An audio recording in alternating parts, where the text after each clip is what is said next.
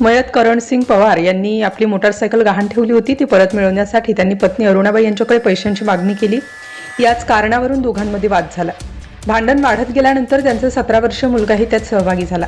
पोलिसांच्या प्राथमिक माहितीनुसार वादाच्या वेळी अरुणाबाई यांनी घरातील दोरीच्या मदतीने पतीचा गळा आवळल्याचा आरोप आहे. त्याचवेळी मुलाने सायकलच्या पंपाने करणसिंग यांच्या डोक्यावर मारहाण केल्याचं सांगण्यात येत आहे. या हल्ल्यात त्यांना गंभीर दुखापत झाली.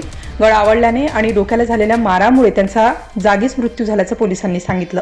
दरम्यान हा वाद अचानक झालेला नसून कुटुंबात यापूर्वीपासूनच काही कारणास्तव तणाव असल्याची माहिती समोर आली.